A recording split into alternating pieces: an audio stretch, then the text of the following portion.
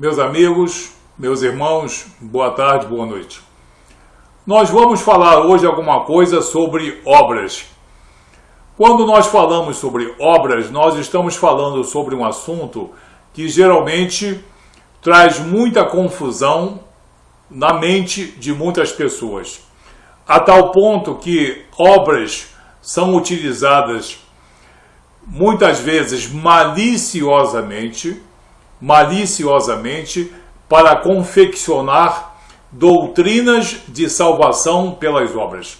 Isso não existe. Se você examinar toda a Bíblia, especialmente todo o Novo Testamento, em qualquer Bíblia, você nunca vai encontrar salvação pelas obras. Você vai encontrar salvação pela graça misericordiosa de Cristo.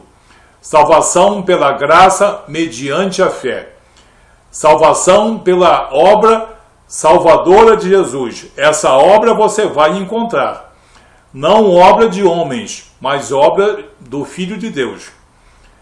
Então, repito, se você examinar todo o Novo Testamento, você não vai encontrar salvação pelas obras e nenhum erudito pode provar isso. Pode provar que isso seja verdade. Nenhum erudito vai conseguir, no caso, enganar você, mostrando salvação pelas obras, porque isso não existe.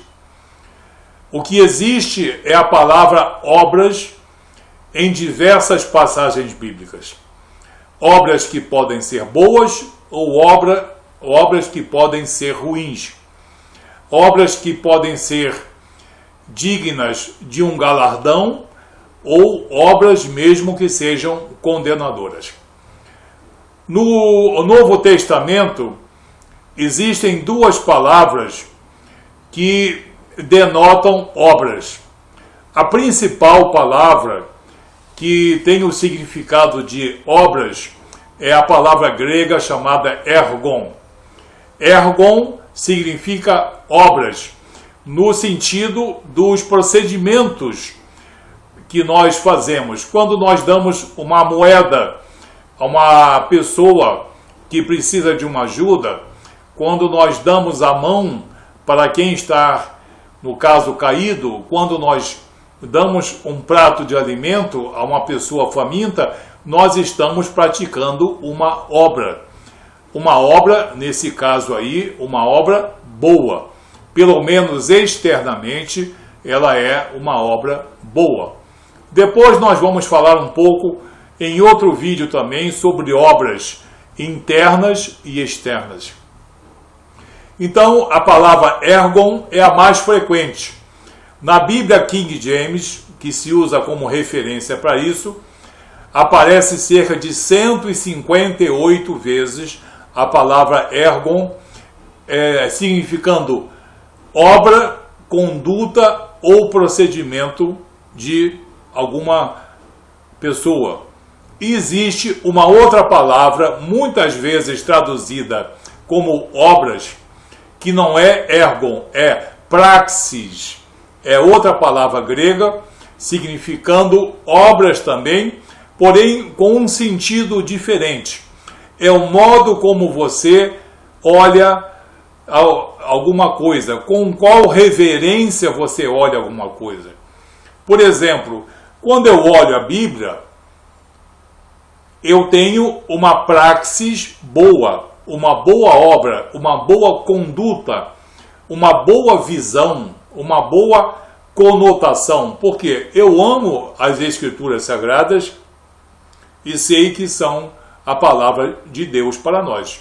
Mas há pessoas que olham para as Escrituras Sagradas e escarnecem delas. Só encontram defeitos, só encontram coisas abomináveis em suas sabedorias humanas. Esses têm uma praxis ruim, uma obra ruim. Então, temos as duas palavras ergon, que aparece 158 vezes, e temos a palavra praxis, muitas vezes traduzidas em algumas Bíblias como sendo obras também. e que aparece no Novo Testamento cerca de 6 vezes apenas. Portanto, muito menos vezes do que erram. Mas a salvação é pela graça mediante a fé.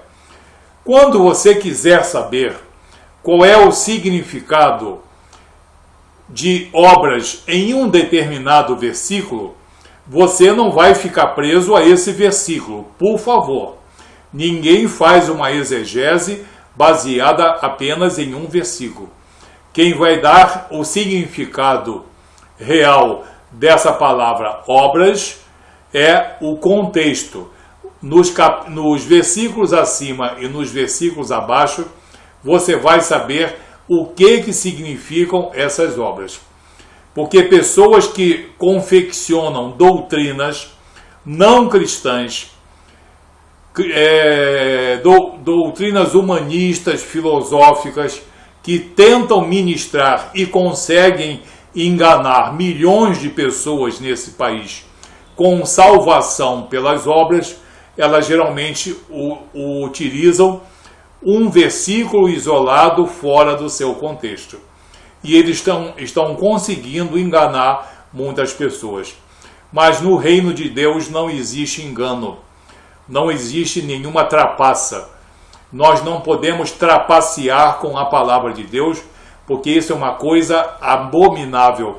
É uma obra altamente condenável. O sentido de obras é dado pelo significado, pela informação do contexto em que está inserido esse versículo. Nós temos na carta de Paulo ao jovem pastor Tito, no capítulo 3, versículos 6, 7, 5, 6 e 7, só para nós começarmos. Paulo já está dizendo: obras não salvam.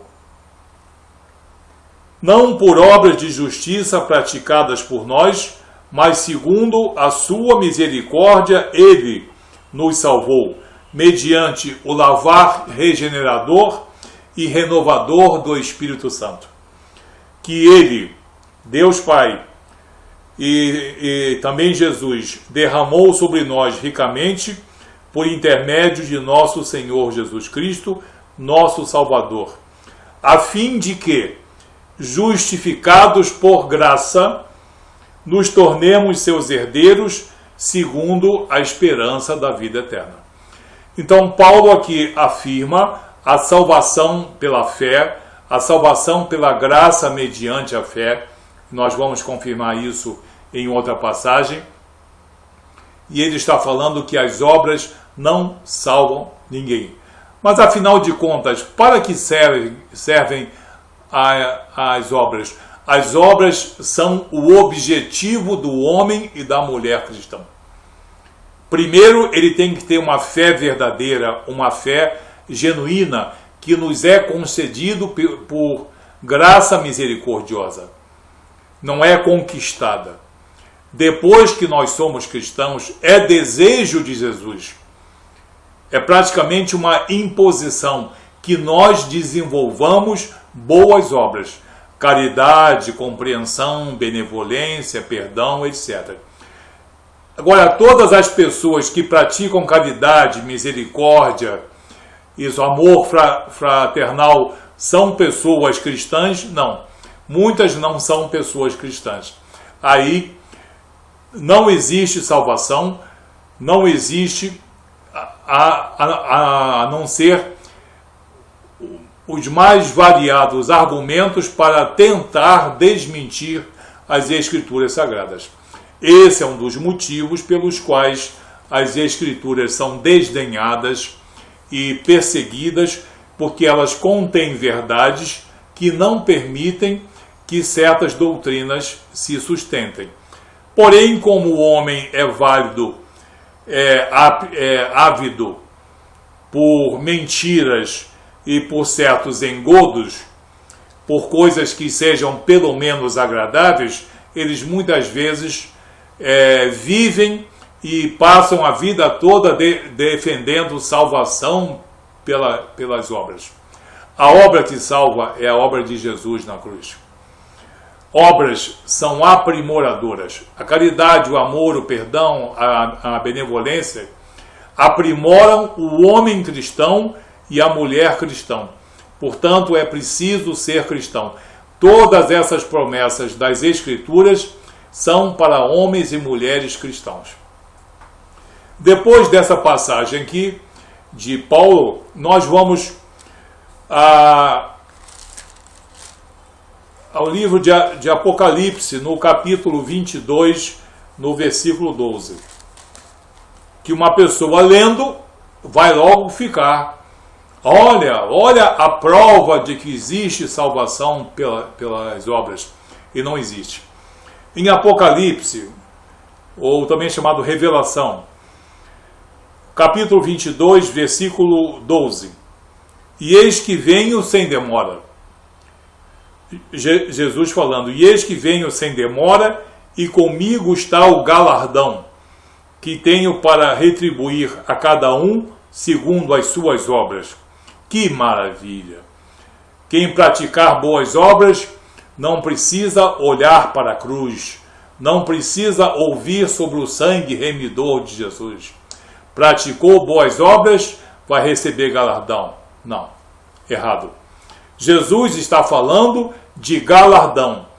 O galardão é distribuído no tribunal de Cristo a todas as almas cristãs. Todo homem e toda mulher salvo, toda mulher e todo homem cristão que tiver boas obras será galardoado, será premiado segundo as boas obras, as obras legítimas perante nosso Senhor Jesus Cristo. Porque tem muitas obras boas que são beneficências, mas existem obras que glorificam o nome do Filho de Deus. Essas são as obras legítimas. As outras são beneficências. São coisas sociais muito boas que nós todos devemos fazer. Então aqui, no versículo 12 do capítulo 22, parece que Jesus está falando a todo mundo.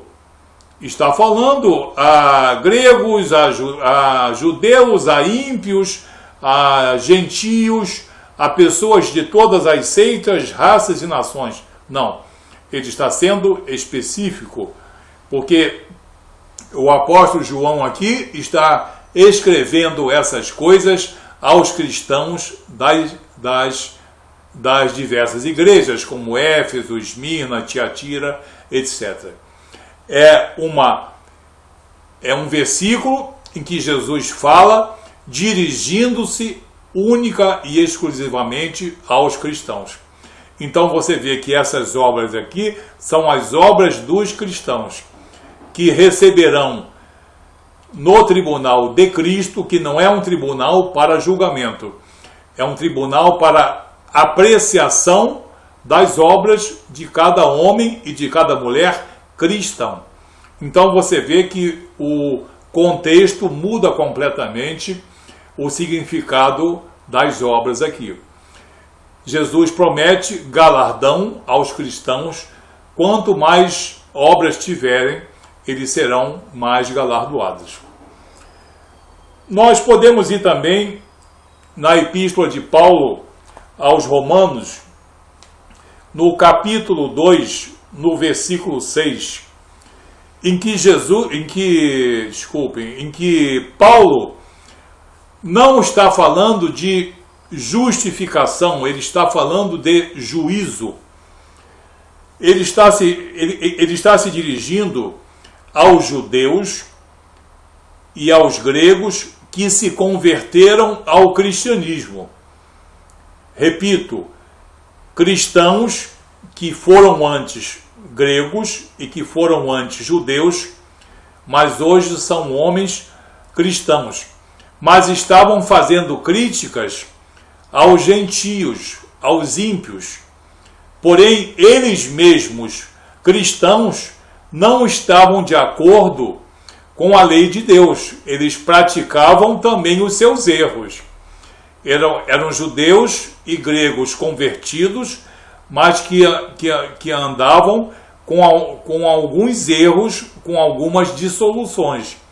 E Paulo os repreende da seguinte maneira, no versículo 6. Vocês estão vendo que nesse caso eu estou começando pelo versículo isolado. O que diz Paulo no versículo 6? Que retribuirá a cada um segundo o seu procedimento. Em muitas Bíblias e no original grego está segundo as suas obras.